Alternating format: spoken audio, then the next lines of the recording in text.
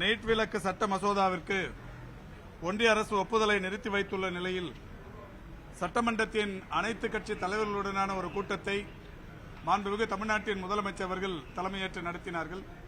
கூட்டத்தின் துவக்கத்தில் கூட்டத்தில் நிறைவேற்றப்பட வேண்டிய தீர்மானத்தை மாண்புமிகு தமிழ்நாட்டின் துணை முதலமைச்சர் அவர்கள் முன்மொழிந்தார்கள். தமிழ்நாட்டில் நீட் விலக்குக்கு எதிராக தொடர்ந்து இந்த அரசு நடத்தி கொண்டிருக்கின்ற சட்ட போராட்டங்களையும் தொடர்ந்து முயற்சித்துக் கொண்டிருக்கின்ற விஷயங்களையும் இன்றைக்கு மாண்புமிகு தமிழ்நாட்டின் முதலமைச்சர் அவர்கள் இந்த கூட்டத்தில் எடுத்துரைத்தார்கள். கூட்டத்தை பொறுத்தவரை திராவிட முன்னேற்ற கழகத்தின் சார்பில் டாக்டர் எழிலன் பரந்தாமன் போன்றவர்கள், அதேபோல் காங்கிரஸ் பேரியக்கம், மற்ற சிபிஎம், சிபிஐ, மறுமலர்ச்சி திராவிட முன்னேற்ற கழகம் போன்ற அனைத்து அரசியல் கட்சிகளும் பங்கேற்று அவரவர்களுடைய கருத்துக்களை எடுத்து சொல்லியிருக்கிறார்கள். ஒட்டுமொத்தமாக மாண்புமிகு தமிழ்நாட்டின் முதலமைச்சர் அவர்கள் நிறைவேற்றியிருக்கிற இந்த தீர்மானத்திற்கு முழு ஆதரவை தந்து மிகப்பெரிய அளவிலான நம்பிக்கையும் வெளிப்படுத்தி இருக்கிறார்கள். தொடர்ந்து மாண்புமிகு தமிழ்நாட்டின் முதலமைச்சர் அவர்கள் மாநில உரிமையை நேற்றைக்கு மீட்டெடுத்திருப்பதைப் போலவே இந்த நீட் விலக்கும் நடைபெறும் என்கின்ற வகையிலான நம்பிக்கையை அனைத்து கட்சி தலைவர்களும் இன்றைக்கு வெளிப்படுத்தி இருக்கிறார்கள். மாண்புமிகு தமிழ்நாட்டின் முதலமைச்சர் அவர்களை பொறுத்தவரை இந்த அரசு பொறுப்பேற்றதற்கு பிறகு தொடர்ச்சியாக நீட் விலக்கிற்கு அவர் செய்து கொண்டிருக்கிற காரியங்களை பட்டியல் போட்டால் மிக நீண்ட நேரமாகும். மாண்புமிகு தமிழ்நாட்டின் முதலமைச்சர்களால் 2 முறை சட்ட மசோதாக்கள் நிறைவேற்றப்பட்டு ஆளுநருக்கு அனுப்பி ஆளுநர் அவர்கள் மிகப்பெரிய சட்ட போராட்டத்திற்கு பிறகு மிகப்பெரிய அளவிலான 142 நாள் கால தாமதத்திற்கு பிறகு குடியரசுத் தலைவருக்கு அனுப்பி குடியரசுத் தலைவர் அலுவலகத்திலிருந்து தொடர்ந்து ஆயுஷ் அமைச்சகம், உள்துறை அமைச்சகம், உயர்கல்வித்துறை, மக்கள் நல்வாழ்வுத்துறை என்று 4-5 அமைச்சகங்களுக்கு அவர்கள் டெல்லியிலிருந்து பல்வேறு சந்தேகங்களை தொடர்ச்சியாக எழுதி அதற்கு நம்முடைய மாண்புமிகு தமிழ்நாட்டின் முதலமைச்சருடைய வழிகாட்டுதலோடு தமிழ்நாட்டில் இருக்கிற சட்டத்துறையினர் பல்வேறு விளக்கங்களை தொடர்ந்து எழுதி அனுப்பியும் கூட மேதகு குடியரசுத் தலைவர் அவர்களால் அது இன்றைக்கு நிறுத்தி வைக்கப்பட்டிருக்கிறது.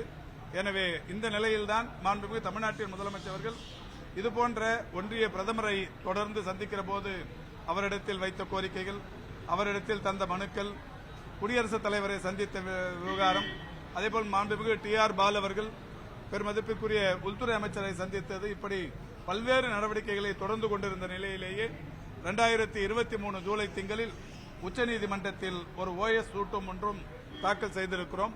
எனவே அந்த வகையில் சட்ட ரீதியான அந்த போராட்டமும் தொடர்ந்து கொண்டிருக்கிற நிலையில்தான் இன்றைக்கு இந்த கூட்டம் நடைபெற்றிருக்கிறது. நிறைவேற்றப்பட்ட தீர்மானம் குறித்து மாண்புமிகு சட்டத்துறை அமைச்சர் அவர்கள் விளக்குவார்கள். தமிழக சட்டமன்றத்தாலே நீட் விலக்கு மசோதா நிறைவேற்றப்பட்டு குடியரசுத் தலைவருக்கு அனுப்பப்பட்ட நிலையிலே குடியரசுத் தலைவர் அதற்கு ஒப்புதல் தர மறுத்து அந்த மசோதா திருப்பி அனுப்பப்பட்டதனுடைய அடிப்படையிலே இன்றைக்கு மாண்புமிகு தமிழ்நாடு முதலமைச்சர் அவர்கள் சட்ட போராட்டத்தின் மூலமாக இன்றைக்கும் எதனையும் சட்டத்தின் மூலமாக சாதிக்க முடியும் என்கின்ற சட்டத்தின் மீது நம்பிக்கை வைத்துள்ள நம்முடைய மாண்புமிகு தமிழ்நாடு முதலமைச்சர் அவர்கள் இன்றைக்கு அனைத்து நம்முடைய சட்டமன்றத்துடைய கட்சித் தலைவருடைய கூட்டத்தை கூட்டி அதிலே பங்கேற்ற தலைவர்களுடைய கருத்துக்களையும் கேட்டறிந்து அதன் மூலமாக அடுத்து என்ன நடவடிக்கைகளை மேற்கொள்ள வேண்டும் என்பதை பற்றி இன்றைக்கு விவாதித்தார். அத்தோடு இல்லாமல் நீட் விலக்கு என்பது இன்றைக்கு ஒன்றிய அரசால் நாம் வலியுறுத்துகின்றோம். இன்றைக்கு ஒன்றிய அரசு ஜிப்மர், எய்ம்ஸ் போன்ற கல்வி நிறுவனங்களுக்கெல்லாம் நீட்டிலிருந்து விலக்கு தந்திருக்கின்றன. அவர்கள் தனியாக தேர்வு நடத்துகிறார்கள், அதை பற்றி பிரச்சனைகள் கிடையாது. ஆனால் நீட்டிலிருந்து விலக்கு தர முடியாது என்று சொல்வதற்கு ஆதாரம் கிடையாது. இன்றைக்கு நீட்டிலிருந்து விலக்கு தந்திருக்கிறார்கள் என்பதற்கான ஆதாரத்தை நாம் எய்ம்ஸும் ஜிப்மர் மூலமாகவும் அவர்கள் விலக்கு தந்திருக்கின்ற பொழுது ஏன் தமிழ்நாட்டுக்கு விலக்கு தரக்கூடாது என்பதுதான் நம்முடைய கேள்வி. தமிழ்நாட்டு மாணவர்களை நீங்கள் கஷ்டப்படுத்தக்கூடாது.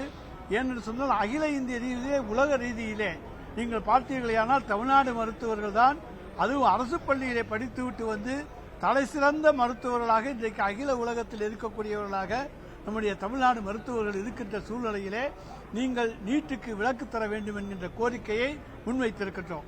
கடந்த ஆண்டிலே கூட நீங்கள் பார்த்தீர்களேயானால் போஸ்ட் கிராஜுவேட் பரீட்சைக்காக மருத்துவ படிப்பிலே முதுநிலை படிப்பிலே நீட்டு தேர்விலே 0%, அதாவது 0 மார்க், வெறும் பேப்பரை வாங்கி அவங்க நம்பரை போட்டு எழுதி கொடுத்துட்டு போயிருந்தாலே போதும், அவங்களுக்கு அவங்க நீட்டில் அவங்க பாஸ் பண்ணதாக எடுத்துக்கொள்ளப்பட்டு அவர்கள் மேல்நிலை படிப்பில் சேர்த்துக்கொள்ள அனுமதிக்கப்படுவார்கள் என்று சொன்னதைப் போல ஒரு கேவலமான செயல் கிடையாது.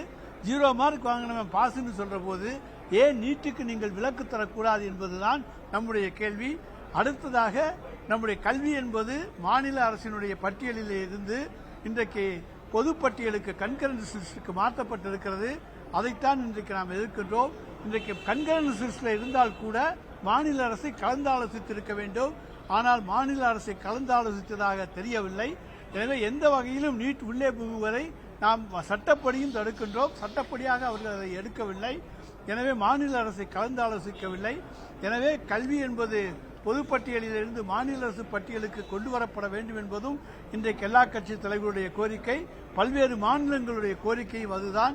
எனவே எல்லா கோரிக்கைகளையும் வலியுறுத்தி சட்ட வல்லுநர்களோடு கலந்து பேசி என்னென்ன வழியிலே நாம் சட்ட வழக்குகளை தொடுத்தால் நீட்டிலிருந்து விலக்கு பெற முடியுமோ அந்த அடிப்படை புரிந்து கொண்டு எந்த முறையிலே செய்ய வேண்டுமோ நிச்சயமாக ஒரு முடிவை மாண்புமிகு தமிழ்நாடு முதலமைச்சர் அவர்கள் எடுப்பார்கள். அவங்களுக்கு நீட்டில் அக்கறை, அதாவது அவங்க நீட்டு தேவைன்னு நினைச்சு பாரதிய ஜனதாவோடு கூட்டணி வைத்திருக்கின்ற காரணத்தால, கூட்டணிக்கு அச்சாரம் எடுத்திருக்கின்ற காரணத்தால அவங்க நீட்டை பத்தி கவலைப்படல. நீட்டு தேர்வு வந்தது அவங்களால தானே, அவர்களால் கொண்டு வரப்பட்ட நீட்டு இப்ப அவர்களால் விலக்கெடுக்கப்பட வேண்டும் என்கின்ற கோரிக்கை வைப்பதற்கு அவங்களுக்கு கொஞ்சம் தயக்கம். வேற ஒன்று அடுத்த கல்வியாண்டு வரப்போகுது.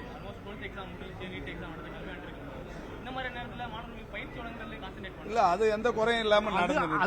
அது ஒரு பக்கம் நடக்கும். அரசு பயிற்சி மையங்கள் எல்லாமே மிக தயாரா பள்ளிக்கல்வித்துறையும் பயிற்சி மையங்கள் மிக சிறப்பாகவே கடந்த ஆண்டுகளைப் போல நடைபெற்றுக் கொண்டிருக்கிறது. அதுல எந்த விதமான